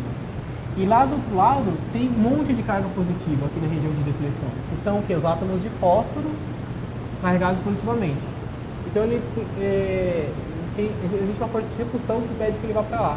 Da mesma forma, existe uma força de repulsão que impede que os elétrons desse lado venham para a esquerda, porque eles têm carga negativa, os átomos de boro também aqui têm carga negativa nessa região. Então, essa é a região de depressão. Então, acaba que o diodo é eletricamente neutro, mas nessa região de depressão a gente tem excesso de carga. Aqui excesso de carga negativa, aqui excesso de carga positiva. Bom, existe uma fórmula para calcular essa largura das zonas de depressão, só que é complexo e com certeza não vai sair. Bom, então a gente vai ter essa situação, né? Então um lado que tinha majoritariamente portadores de carga positiva, e esses portadores vão deixar de vir para cá. Outro lado, majoritariamente com carga, né, com portadores de carga negativa, que vão deixar de vir para cá. Só que a gente está fazendo isso no silício, né? Então, existe alguns portadores, mesmo do lado do tipo P, que são de carga negativa, ou seja, existe algum ou outro elétron desse lado, portador N aqui, ou algum ou outro P desse lado, né? Algum outro buraco eletrônico, e agora eles vão estar fortemente atraídos para se mover para essa zona de depressão, porque esse buraco eletrônico está vendo aqui um monte de átomos com carga negativa e esse elétron está vendo aqui um monte de átomos com carga positiva. E daí esse movimento deles vai gerar uma corrente de deriva. E numa situação estável acontece que as duas correntes se anulam, né? Então no começo tinha uma tendência altíssima para esses isopantes majoritários tipo P se moverem para cá e o tipo N se moverem para cá, mas a zona de depressão, ao passo que diminuiu essa tendência deles, aumentou a tendência para que tipo N desse lado se movesse para a zona de depressão e tipo P desse lado se movesse para a zona de depressão, até vai chegar um instante que as duas correntes são iguais. Então a gente tem um equilíbrio dinâmico. Bom, e daí o que acontece nessa configuração do diodo? Isso que é interessante, né? Porque quando eu polarizo o diodo da forma reversa, que é chamada, da forma errada, ele não conduz corrente nenhuma. E se eu polarizar de forma direta, aí ele conduz corrente. Então, como é que funciona? Se, por exemplo, eu tenho aqui o dopante, né, do tipo P, e aqui o dopante do tipo N, né? Se eu aplicar um potencial negativo do lado do tipo P, potencial positivo do lado do tipo N, o que acontece? Os elétrons fornecidos aqui, né, pelo polo negativo da fonte, eles vão preencher os buracos eletrônicos que estão aqui. Então os buracos eletrônicos vão ser atraídos para essa interface e vão ser preenchidos. Aqui, da mesma forma, né, os elétrons que estão livres aqui vão ser atraídos pelo polo positivo e vão ser, né, sugados. Né, o polo positivo vai ser um sorvedor de elétrons. E a zona de depressão vai aumentar cada vez mais e vai chegar um ponto em que não vão mais haver buracos suficientes, não vão mais haver elétrons suficientes e nada vai acontecer. Por outro lado, se eu fizer o contrário, eu aplicar um potencial positivo do lado que tem os buracos, né, então tipo P. e um potencial negativo do lado que tem os elétrons, o N, o que acontece? Aqui do lado, né, no polo positivo, eu arranco elétrons de alguns átomos, gero mais buracos eletrônicos, forneço elétrons para o retículo cristalino, gero elétrons livres, e esses buracos eletrônicos, né, tem carga positiva, então eles vão tender a se afastar daqui, então vão ir na direção da zona de depressão. Da mesma forma, os elétrons fornecidos aqui vão se mover na direção da zona de depressão. E daí aqui no meio eles se encontram. E esses buracos são preenchidos pelos elétrons. Vai chegar um momento em que a zona de depressão vai ser mínima e que eu vou ter, então, né, dentro do meu material semicondutor, elétrons vindo de um lado, portadores de carga do outro, e nessa situação a corrente vai estar sendo conduzida. Bom, e aqui só esquematizando de novo, né? Então, potencial positivo, tipo P, potencial negativo do lado do tipo N, e aí eu vou usar a corrente. Bom, e qual que é, né, uma das aplicações assim desse tipo de semicondutor, além dos diodos, né? Ele é importante para fazer os transistores, que são usados nos processadores, né? E como que funciona então o transistor? Ele é esse tipo MOS, né, que é metal óxido semicondutor, e eu tenho uma região de óxido, né, que não conduz corrente nem nada, ela é um dielétrico, e numa porta, né, que eu crio aqui, que é metálica, eu posso impor tensão positiva ou negativa. Acontece que se eu impor tensão positiva, aí aqui eu tenho um semicondutor e do tipo P. Então o semicondutor do tipo P, ele tem os buracos eletrônicos. Tá. E aqui do tipo N. Beleza. Aí quando eu aplico essa tensão positiva, eu acabo atraindo para cá os elétrons que estão nesse semicondutor, e esses elétrons permitem a comunicação, né, a transferência de corrente entre a fonte e o dreno, que são os outros dois elementos que compõem o transistor. Então, nessa configuração, eu consigo decidir quando passar e quando não passar a corrente, dependendo do potencial que eu aplico ou não nessa porta. Bom, e para construir ele, e eu acho que isso é importante, eu decorei os slides também para a prova, mas no caso não caiu, acho que é possível cair.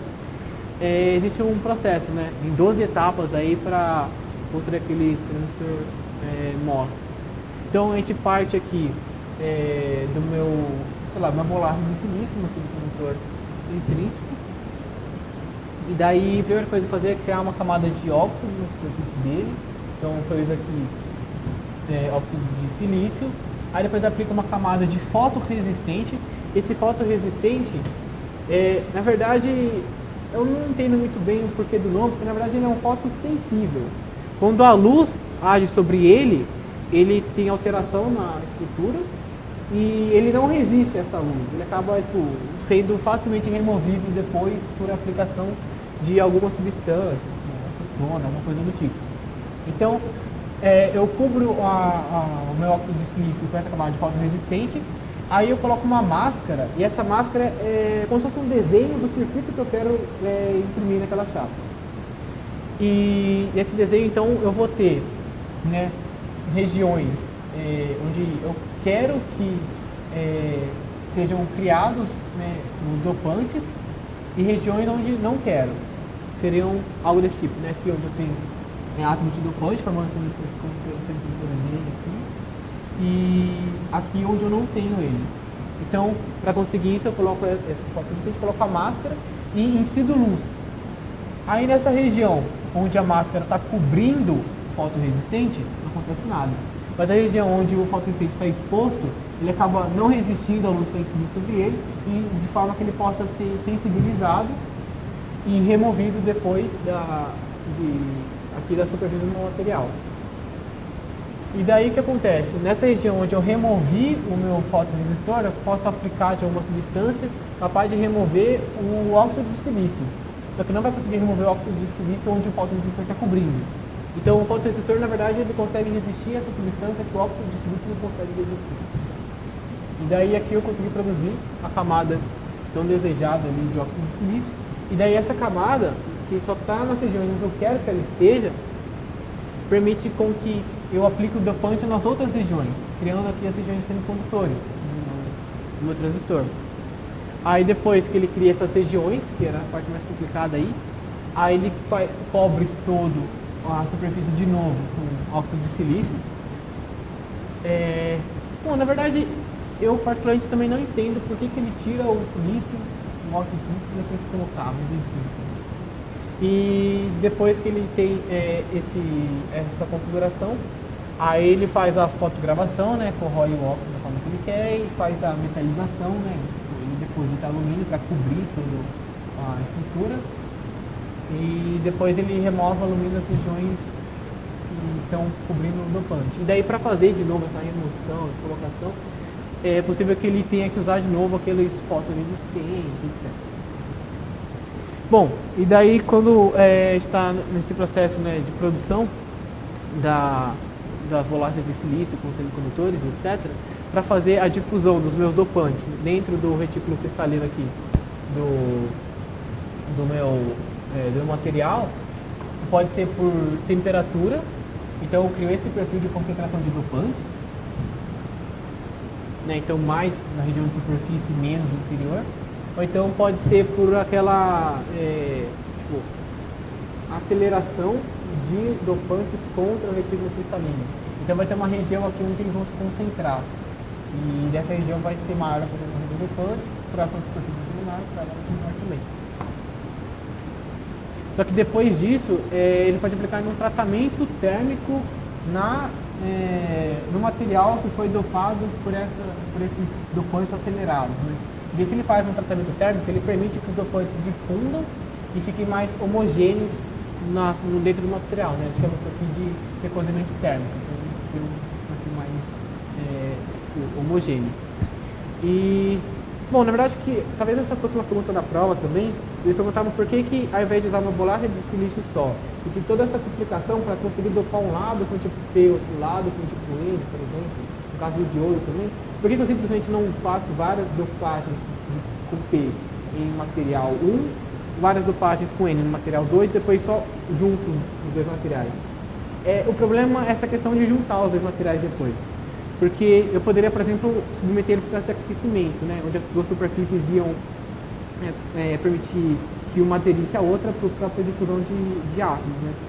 Só que para isso acontecer, eu teria que aumentar a difusão dos átomos e daí os átomos de dopante podiam se difundir. E daí eu destruía a interface, né? Antes, o que eu quero é um lado N e outro lado P. Se eu permitisse a difusão de átomos, então eu deixaria de ter um lado N e um lado P, porque os dopantes se misturariam. E além disso, eu teria uma descontinuidade muito grande nessa interface das duas. E essa descontinuidade, ela é extremamente prejudicial à mobilidade dos portadores de carga. Se apenas impurezas já dificultam essa movimentação, ainda mais essa falha, né, na junção das duas superfícies poderia gerar. Bom, e aqui só uma observação sobre a estrutura cristalina do silício. Acontece que existem planos onde eu consigo fazer a dopagem de uma forma mais eficiente, que são os planos compactos, né? O plano 1.1, por exemplo, não é um plano compacto, não é um plano de empacottamento ideal. Significa que não existe nenhuma direção dentro desse plano 1.1 que eu trace e que eu não passe por nenhum vazio. Então, aqueles direções, né, de empacottamento compacto, direções onde eu só cruzo átomos. Então, onde os átomos se tangenciam. Aqui não existe nenhuma direção dentro desse plano onde os átomos se tangenciam completamente. E por isso é mais difícil conseguir fazer esses procedimentos no átomo de silício, né, no monocristal de silício com essa orientação. E por isso que aquele processo de fabricação do cilindro, do tarugo de silício, era tão minucioso e tão importante, porque aquela semente original, que vai originar todo o resto da estrutura, ela precisa estar orientada da forma que eu vou querer a orientação final do meu material, né? Bom, e é isso. Na verdade, agora entraria a parte de vidros e aplicações. Mas não existe nada, absolutamente nada de novo nesses slides, e a maior parte é só de fotos de prédios construídos de vidro, pontos de vidro, etc. primeira coisa que eu quero que vocês lembrem é que assim, o vidro é aquele material que tem a temperatura de transição vítrea. Então, se o cristal eu aqueço até um certo ponto para atingir a temperatura de fusão, e daí ele funde aumentando o volume, aqui no caso do vidro, que é um composto amorfo, essa temperatura de transição vítrea vai então ser um ponto onde o material se torna mais mole, mas não tem exatamente uma mudança de estado entre eles. E quanto mais rápido eu resfrio o material de vidro, menor é a redução do volume. E inclusive esse é o mecanismo de temperatura térmica. Né? Então, se eu resfrio rapidamente um vidro, a superfície resfria rápido, então o volume da superfície não diminui tanto, mas o interior que é resfriado mais lentamente, o volume tende a diminuir mais. E como o interior não consegue diminuir, porque a superfície já se solidificou, aí eu crio espaço de tensão no interior e compressão na superfície. E é isso. Aqui, né, o vidro, né, por coincidência, ele também é óxido de silício, só que é naquela estrutura amorfa, né, que eu já falei já no começo. Bom, existem alguns átomos que eu posso acrescentar ao vidro, né, para conferir mais resistência, etc. Aqui no caso do vidro de sódio cálcio, por exemplo, átomos de cálcio e sódio. E depois de têmpera, que eu acabei de falar como funciona, e cria aquele perfil de tensões. Também existe outro tipo de vidro que é o vidro laminado, né? Então eu tenho duas camadas de vidro e entre elas eu coloco uma camada de um polímero. Daqui é o polivinilbutiral, né? E essa cola, né, que existe entre os dois vidros impede com que o vidro, no momento de fratura, se, sei lá, gere vários cacos, assim, se desmanche todo. E isso gera mais segurança, né? É o que é utilizado para de automóvel. E aqui, isso aqui eu acho que é importante. Né? Uma coisa que tem que lembrar da aula de vidros é isso. O resultado da fratura de vidros diferentes. Então a gente tem aqui um vidro padrão, um vidro reclusivo. Então não tem esforços diferentes na superfície, no interior, não, é tudo igual. E quando ele se fragmenta, ele gera esses pedaços, né, grandes, afiados, perigosos de vidro. Se eu faço a têmpera do vidro, cria aqueles esforços de tração, né, no interior e compressão na superfície, né, por conta do rápido resfriamento, etc. Aí, se eu tentar fragmentar ele, se eu conseguir criar uma trinca aqui em algum lugar, ele vai estourar todo e ele vira esse monte de cacos. Esses cacos não são afiados, não são tão perigosos e isso aqui gera mais segurança.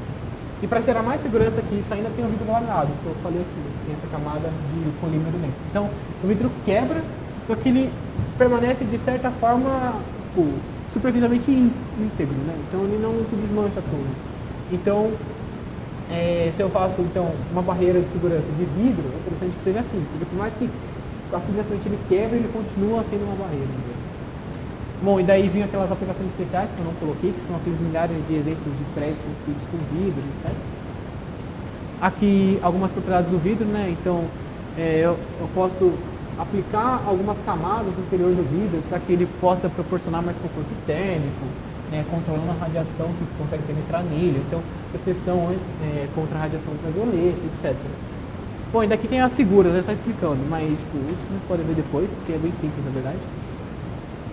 E aqui mais algumas coisas que eu posso, outros tipos de componentes que eu posso incluir no interior do vidro para que ele tenha algumas outras propriedades. São só exemplos na verdade. O vidro autolimpante, muito interessante. Bom, na verdade é isso mesmo.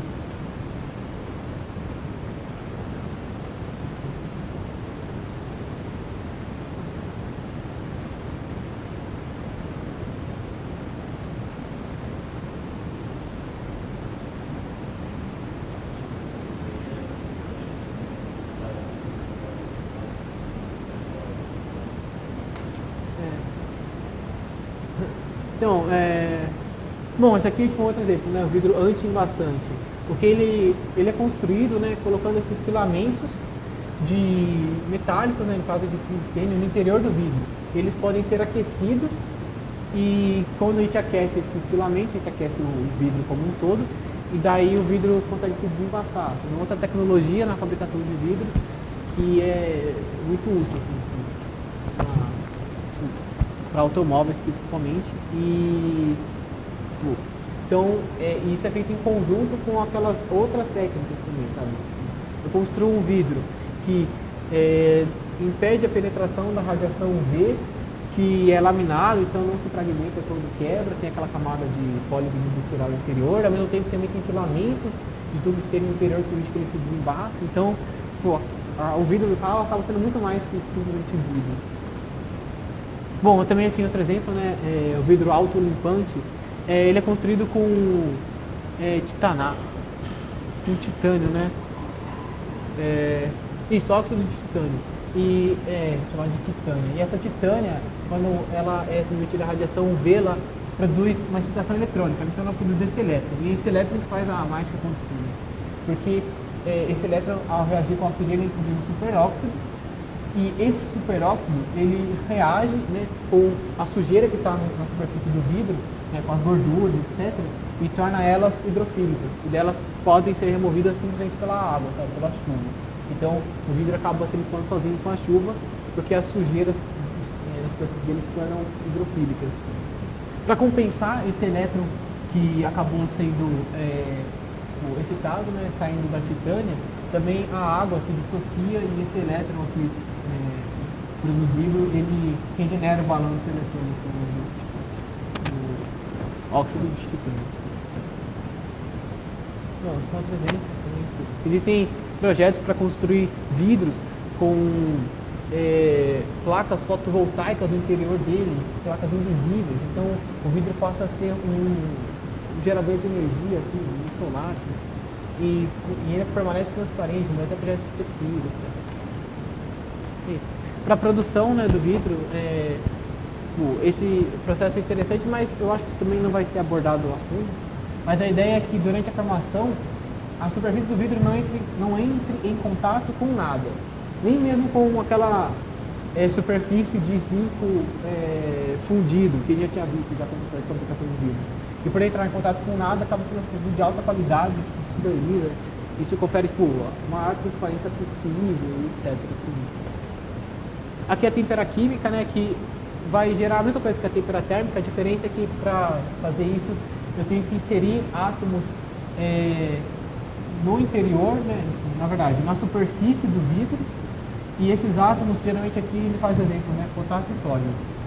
O potássio tem um diâmetro, né, um raio atômico maior que o do sódio. E quando ele substitui o átomo do sódio na estrutura do vidro, né, aqui na região da superfície, aí ele cria esforços de compressão na superfície. Ele funciona o vidro temperado por temperatura mesmo. Bom, aqui o último exemplo, né? Eu só coloquei para lembrar, na verdade acabou sendo abandonado o projeto, né, do vidro safira, né, Sapphire Glass, mas na verdade nem era vidro. Esse nome aqui é meio inapropriado, né? Chama de glass, mas não se trata de vidro. É safira, que é o monocristal do óxido de alumínio. Bom, é isso. Valeu.